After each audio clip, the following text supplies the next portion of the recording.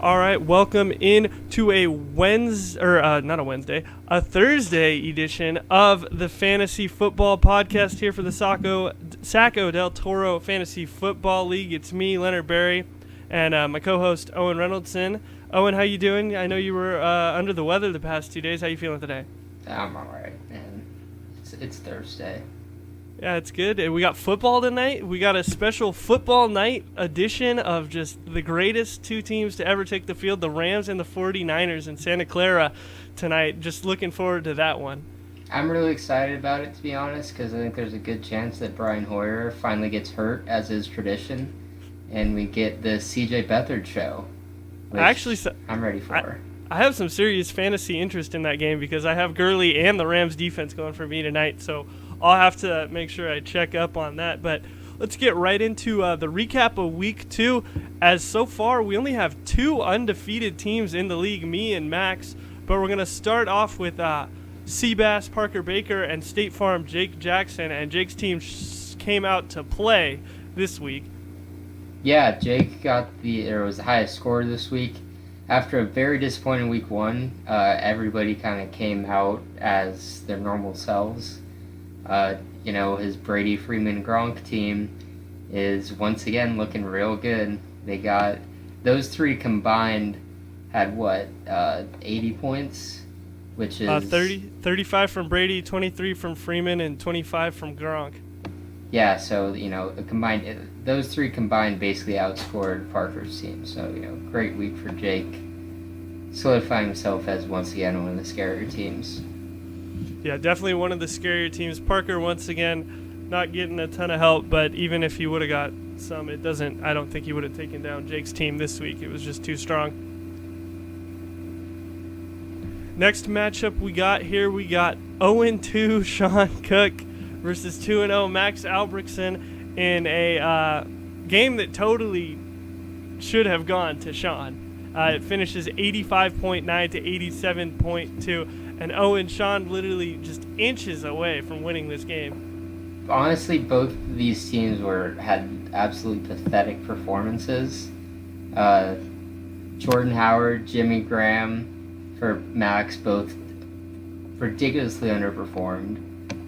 Austin Hooper, I wouldn't say Austin Hooper underperformed. He was normal Austin Hooper. But Justin Tucker missed a field goal. Zeke Elliott had one of the worst games of his career. Amari Cooper sucked against the New York Jets. This was a really odd matchup between two teams. Max somehow got the win with the third lowest amount of points this week. He beat the second lowest. And when Justin Tucker misses a field goal, you're probably not gonna win that week. There's three things on this earth. You're gonna die, you're gonna pay taxes, and Justin Tucker's gonna hit his field goals. Yeah, even though it was 58 yards, he did miss, and I guess that's karma for stealing it from me, Sean. So fuck you. All right, next matchup. I Hate Zink, a.k.a. Owen Reynoldsson, now 1-1 versus Kareem and her Hunt. Brandon Zink also 1-1. Owen puts up 96.8, but falls to Zink, who puts up 116.9. And holy cow, did everything go right for Zink this week. Yeah, Zink's team did really well. He got Big Ben at home. He had, Kareem Hunt continuing to be a really, really good option. Travis Kelce with a vintage Travis Kelce performance. Then Chris Hogan actually showed up this week, which was really important for him. The worst part about him winning, by the way, is when he goes, Kareem Hunt was a really risky draft pick. That just made me mad. Yeah, there's nothing risky about that pick. When did he draft him? Let's look. I think 5th round. It was either the 5th or the 6th round for a guy who's probably top 5 if you fantasy draft today. He drafted a starting running back in the 5th round. There's nothing risky about that pick. A starting running back who gets 96% of their snaps? Yeah. Or maybe even 98. He's on the field every play. Yeah. On the other hand, my team did not have the great performances. My running backs did well. My Thielen got kind of screwed by Bradford going out, and then Beckham just needs to heal up, man. Zink's lucky he got me at less than full force this week, because I think we're going to play again later this year, and when that comes, you better watch out, because here comes the pain. Bringing the pain train to her hunt.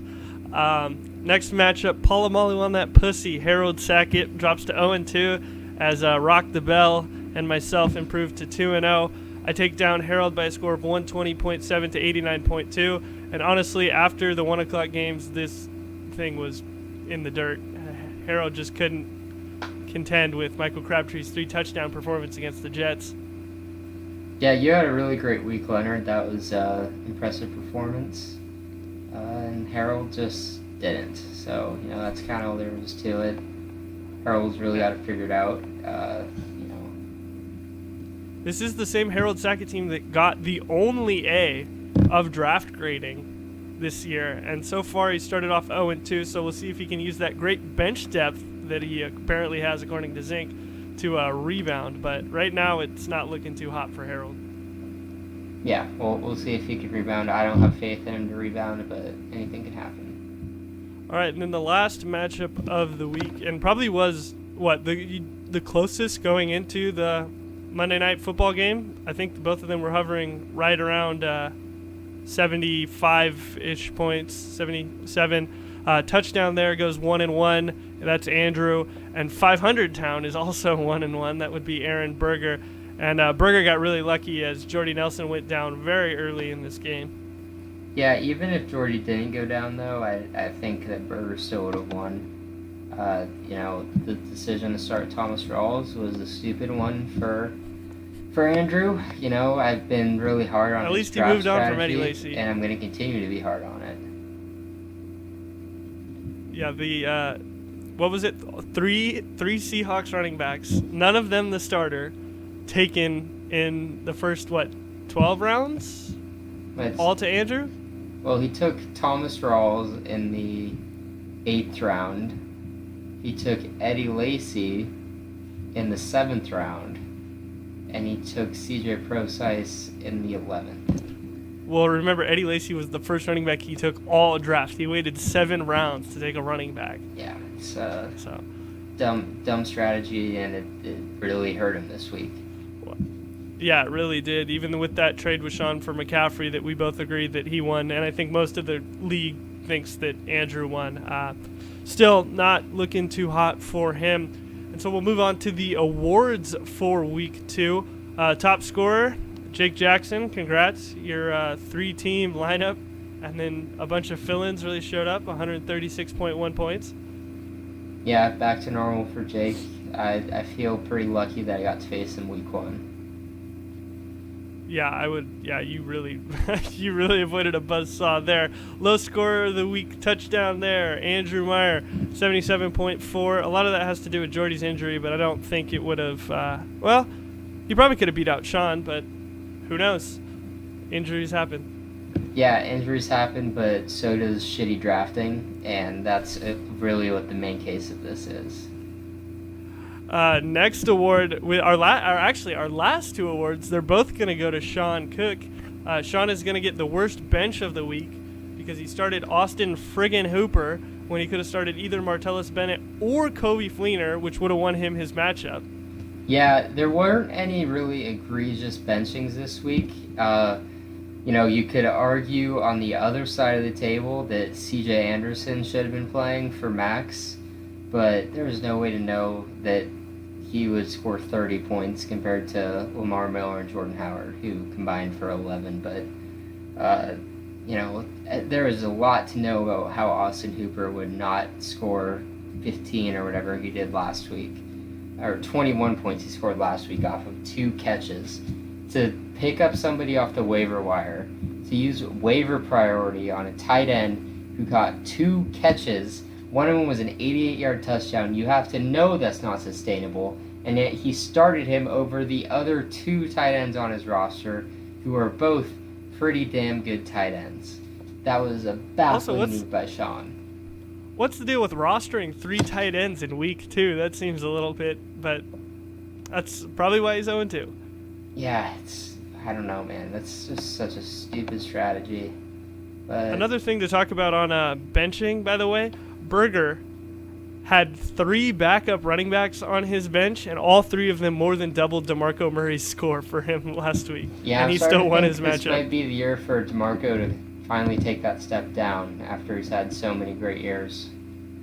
All right, and then our last award also goes to Sean Cook. That'll be the worst luck award. When Justin Tucker misses a field goal, that's a pretty easy award to get, but also getting the worst game of Ezekiel Elliott's career to go along with that doesn't bode well for your luck that week. Yep. I mean, really, if Justin Tucker didn't miss that field goal, even if he didn't make it, that's an extra 2 points for Sean. So, that gives him the win right there. Yep, so unfortunate luck for Sean Cook in week 2. He'll look to rebound in week 3. As we move on to the previews, it'll be myself, one of the 2-0 teams, taking on Jake Jackson after his monster performance last weekend. The line is in favor of me by 15 right now, but we all know that predictions don't mean anything, Owen. So. Yeah, and I would be. I don't know. I feel somewhat confident if I were in your position, Leonard, because Patriots are going up against the Texans, who have a pretty tough defense, a pretty tough pass rush, which Brady tends to struggle with. So we'll see what happens. I'm looking forward to it. Got 2 people playing tonight, so we'll be on the lookout for that. Next, we got Parker up against Zink, and I think Parker's going to walk away with this one, unless Kareem Hunt has a big game, obviously. I don't know. We'll have to see what happens. It seems like a pretty even one to me, but I would have to guess Parker if I had to guess. The other 2-0 team, Max Albrechtsen, he's taking on Andrew Meyer. I got to say, I'm thinking that Max improves to 3-0 here. Yeah, there's, if Max loses to Andrew here, it's something's got to change on that team, man. There's no way that Max should be losing this game right now. Especially, do we have an injury update on Jordy? I mean, I know Andrew's running back situation is bad, but his wide receiver situation might get pretty bad here, too. I haven't heard anything. ESPN right now says that he's 50-50 to play, but he expects to play. So. All right. I'm definitely going to predict a 3-0 start for Max then. Next matchup, Just Eaton, Sean Cook, 0-2 versus 500 Town of Burger. And the way Sean's been looking this season, this looks like Burger's going to improve to 2-1. I disagree. I think that Sean will somehow win this game. I feel like Sean's team is somewhat talented. He's just had some really bad luck last week, especially. So I don't know. We'll see. Burger has his studs, but Sean's team seems more well-rounded. We'll have to see, though. We will have to see. That's why they say any given Sunday. Last matchup of the week, Owen, I hate Zinc versus Polamalu on that pussy, and I know you're going to homer for yourself, so I'll play the devil's advocate. I think Harold picks up his first win this week. That's so disrespectful. Are you fucking kidding me? Look, man, Harold's got a solid, stacked roster. He's got Kirk Cousins, who's ready to rebound. I think Harold's ready to go for it. Yeah, okay, so let's think about this logically. So you have Kirk Cousins, who has struggled 2 weeks in a row against really, really talented pass rushes. Guess what he's facing this week? A really, really talented pass rush. LaShawn McCoy against Denver's fucking defense. No thanks. Would not bet on that. Dalvin Cook against Tampa Bay's great defensive line. Des Bryant against Pat Pete. Terrell Pryor against, like I said, Kirk Cousins struggles against top pass rushers. I feel good about this week, I gotta say. All right, well, we'll see if your optimism comes to fruition here in week 3. That'll do it for what we got here on the Saco Del podcast. We'll see you all in the group GM on Sunday, since I'll be talking a lot of trash, being the only 2-0 team, and no one else in this league knows how to talk trash between me and you, besides me and you, Owen. So, I mean, it gets kind of boring at the top. Yeah, and I'll just say with my parting words, fuck Brandon Zink. That'll do it for us. We'll see you guys next week on the Saco Del podcast.